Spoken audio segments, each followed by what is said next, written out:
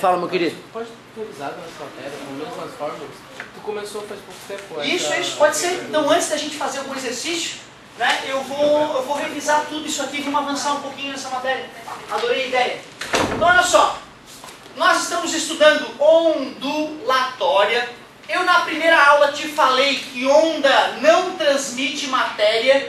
Onda transmite apenas energia. Transmite, hein? Energia. Te mostrei quais são os elementos da onda. Aqui é a frente da onda. Ali é a crista. Aqui é o... Se tu mede a distância do ponto de equilíbrio até uma crista ou até um vale, tu tem a amplitude, que tem a ver com a energia que a onda transmite. E de uma crista até outra, comprimento de onda, que a gente representa pela letra grega lambda. É isso aí. Tu vê, cara, se tu dá uma lidinha na apostila logo após a aula, aquilo fixa na tua cabeça. Arrisca um exercíciozinho ou outro. Alguns o cara vai se perder, dá uma lidinha e vai aprendendo sozinho mesmo. A melhor maneira de aprender. Cara, as maiores coisas que eu aprendi na minha vida, estava eu e o meu livro. A maioria das vezes que os professores realmente mudaram a minha vida e me ajudaram, foi quando eu estava com dúvida e ia lá perguntar para ele. Mas poucas vezes professores me passaram conceitos assim desse jeito arcaico, cuspigis. Né? Porque eu já te expliquei, esse é o método idiota de ensinar. O melhor método de ensinar, o método revolucionário, qual é mesmo? É aquele que eu te peço para estudar em casa e tu vem só tirar dúvida. Tu imagina se nós usássemos todas as nossas aulas de física só para fazer exercício de tirar dúvida. E tu fizesse a parte de ler a apostila em casa. Nós íamos destruir a concorrência de um jeito, cara. Que ia dar medo, eles iam olhar e dizer, que houve um negócio, uma revolução. E que houve, nosso desempenho nessa gurizada. Porque ia ser ridículo, enquanto eles iam estar lá, o professor lendo a apostila como eu faço para vocês, ler. Você quer ler a apostila para vocês? Vocês me pagam para eu ler a apostila para vocês. Triste isso, né? E ó, como vocês são poucos, eu topo. Se vocês chegarem, conversarem entre si e falar, professor, nós estamos dispostos para a aula revolucionária e moderna. Eu topo, que eu sei dessa aula. Como é que é essa aula? A tua tarefa é ler capítulo tal e tal. Tu dá um jeito de ler aquele capítulo, ir na internet, fuçar, perguntar, tentar fazer as questões. E aí depois tu vem para a aula, professor, vamos tirar dúvidas sobre aquele capítulo. Eu não vou ler a apostila e fazer deduzir. Pô, parece, imagina, cara, eu tô ali, faço desenho e falo o nome do ponto, cara. Me pagando para isso, enquanto era só tu ler a apostila, tá ali, Cristo. E quando tu lê, tu tá lendo, cara, a informação tá entrando no teu cérebro. Quando eu tô lendo para ti, muitos de vocês estão babando, pensando na internet de ontem, não sei lá o quê. Tá entendendo? É por isso que esse método é arcaico e nojento. Pai, eu tô confessando, a minha aula desse jeito ela é nojenta. Qual é a aula moderna? Teu filho estuda em casa e vem tirar dúvidas. Aí tu vai demolir os concorrentes. Foi isso que eu percebi.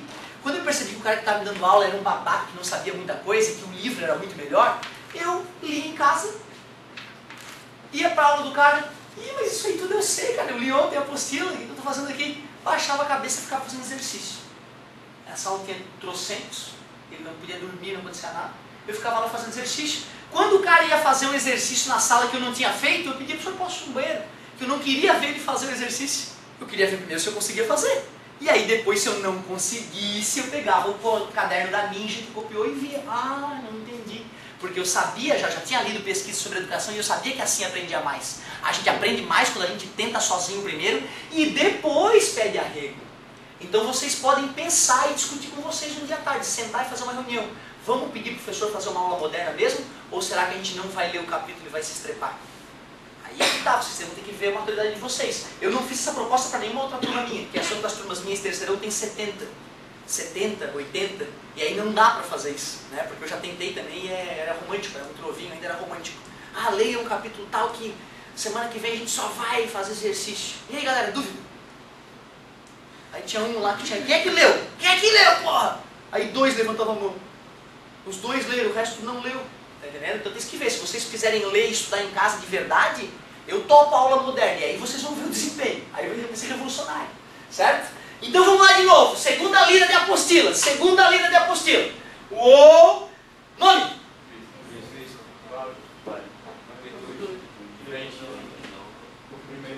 Fechou, comprimento da onda. O cara que respondeu assim é porque ele tá ligado, cara, ele já assistiu a aula, ele fez alguma coisa em casa, senão não sai assim rápido, senão não sai.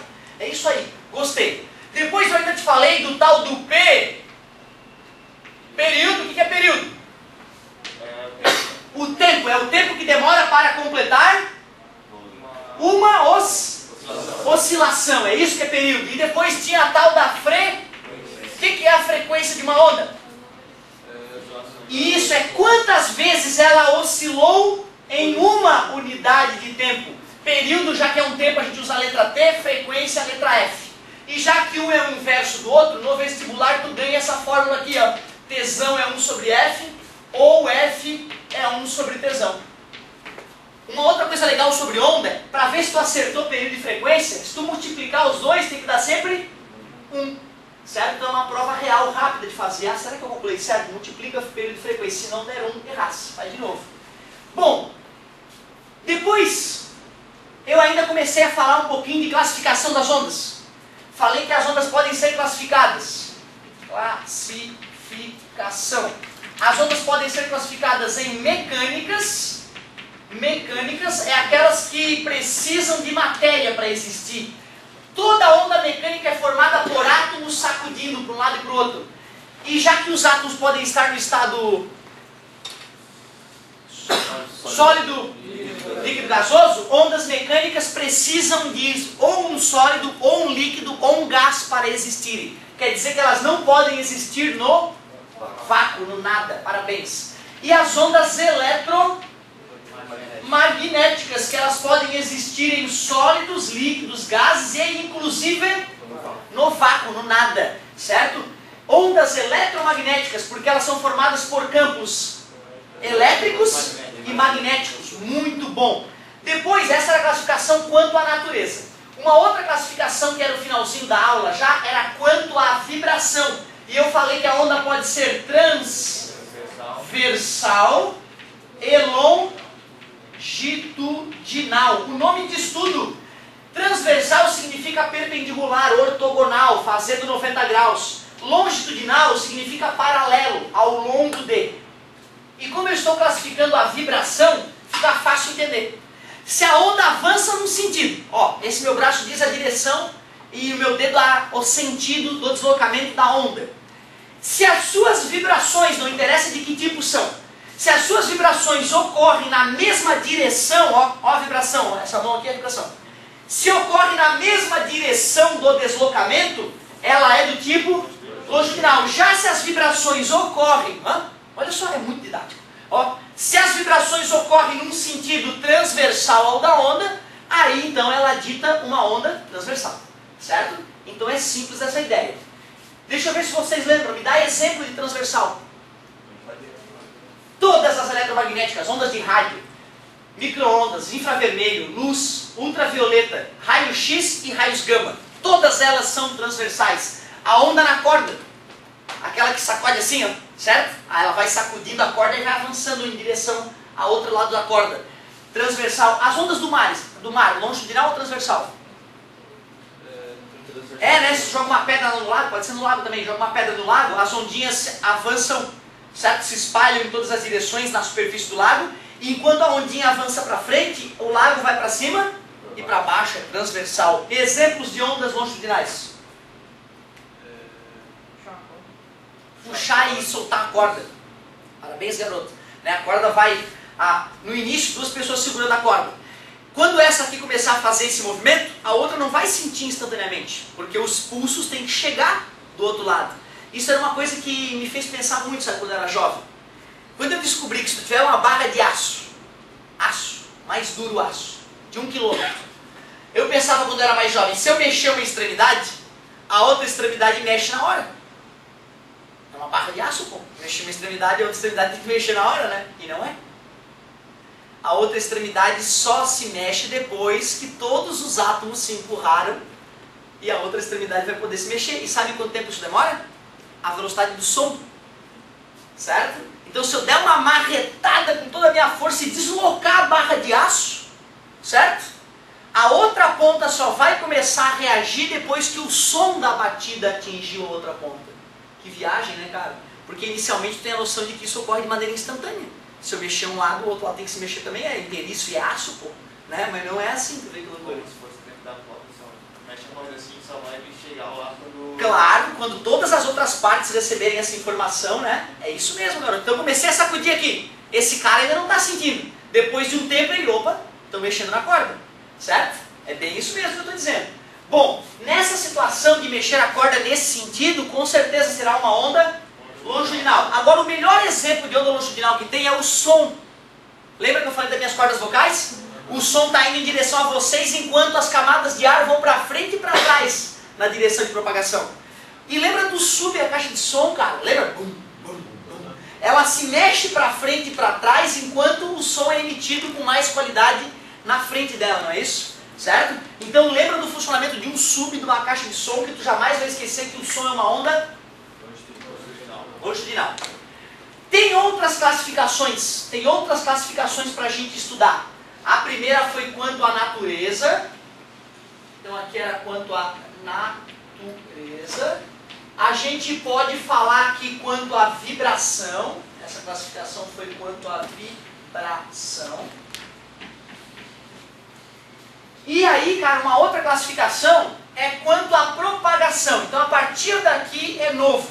Isso aqui também é novo. Essas duas fórmulas eu acho que eu não coloquei para vocês. Só coloquei aquela fórmula que eu disse que não era legal. Que falava número de tempo dividido por número de oscilações. Essas que vão aparecer no vestibular. Então se tu quiser copiar isso no caderno, né, se tem o hábito de fazer isso, eu não sei se é a melhor técnica, já te expliquei, né? Cada um tem que ver se deve ou não copiar, dependendo do estilo de estudo que a pessoa tem. Então o que é novo aqui? Classificação quanto à propagação. Essa classificação aqui é boa, tá? Só não pode dormir. Olha só. O que será, ó pai, uma onda unidimensional? O que será uma onda bidimensional? E o que será uma onda tridimensional? O que é isso? Adivinha, cara? Unidimensional.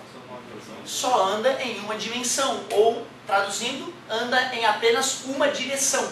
E me dá um exemplo. Uma onda que vai só numa direção.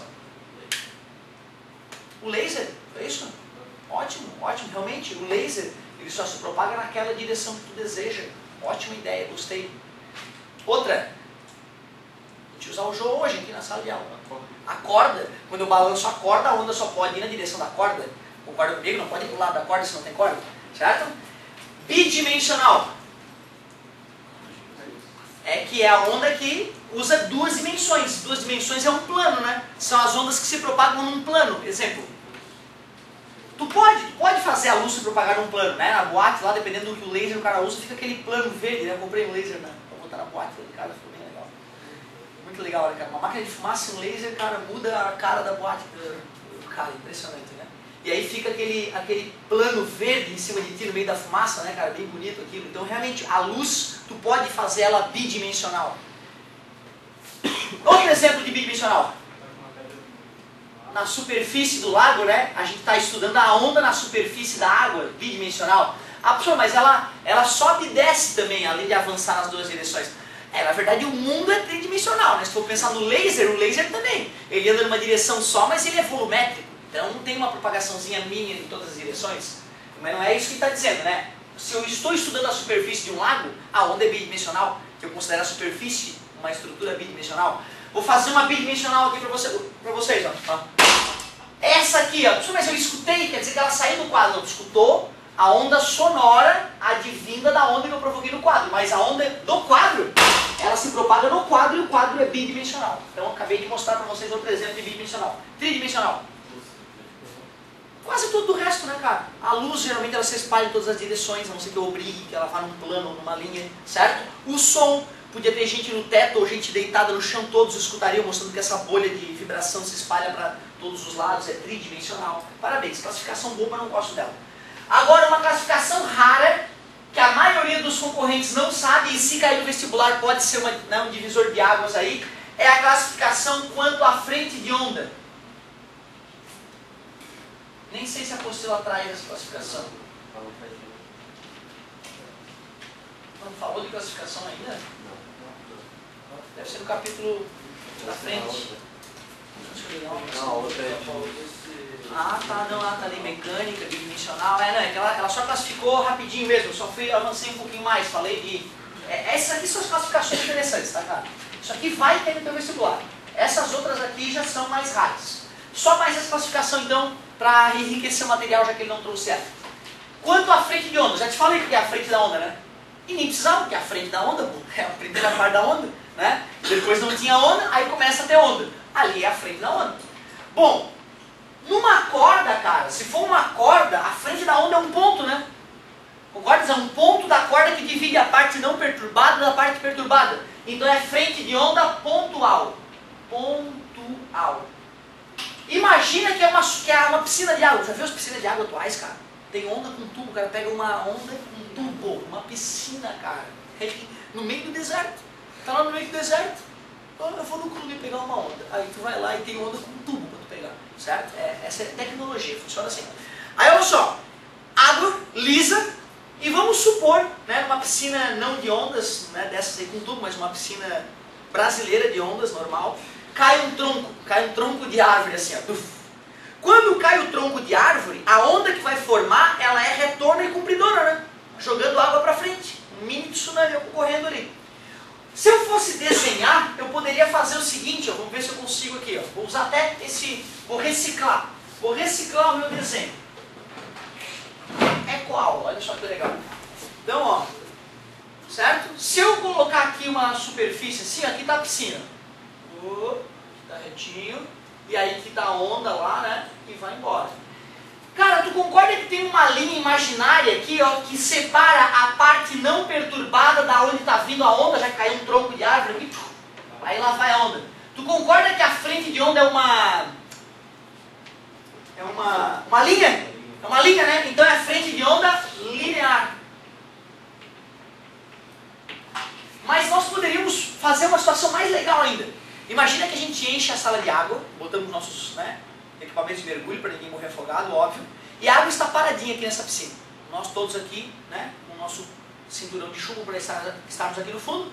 Só que de repente, uma das paredes ela tem uma basculante que pode jogar ela para frente e para trás. E nós aqui nessa piscina. O que nós perceberíamos depois que essa parede começasse a se movimentar?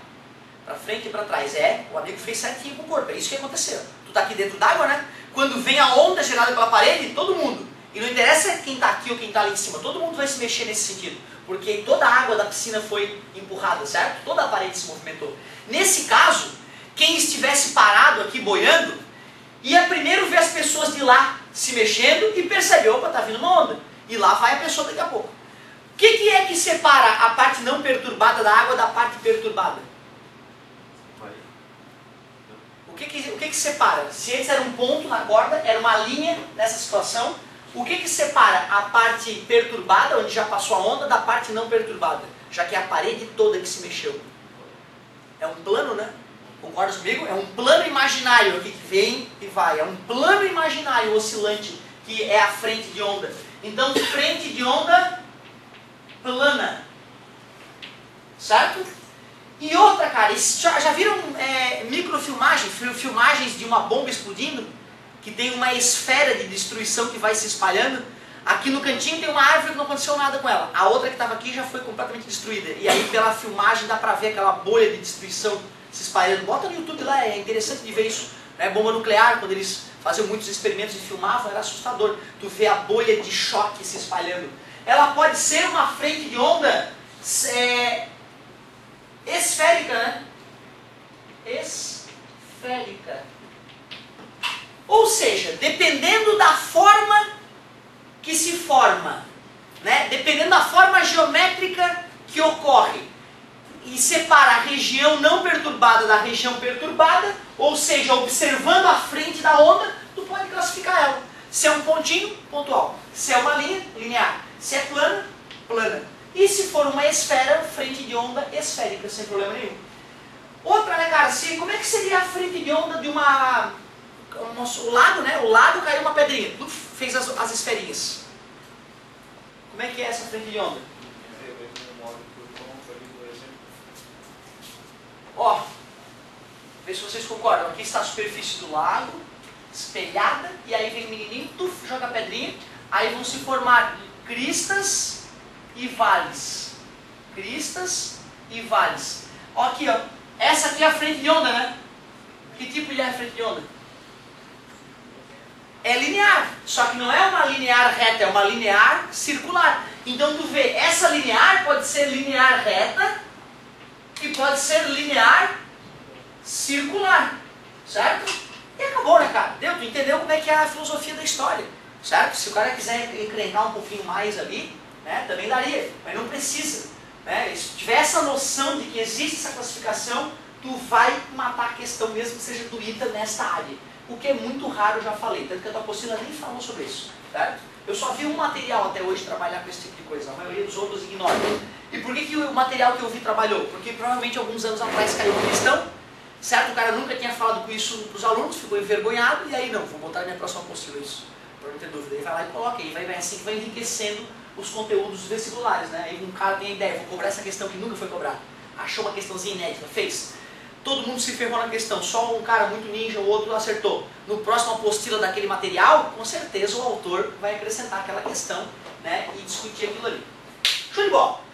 Essa parte de classificação então acabou, não quero mais falar sobre isso, vamos falar das equações. Vamos voltar a falar das equações. Eu simplesmente coloquei a equação no quadro, né, para que vocês arriscassem uma ou outra, mas não falei de onde é que ela veio nem nada, então vamos falar sobre isso. Equação fundamental das ondas, muito bonita essa parte.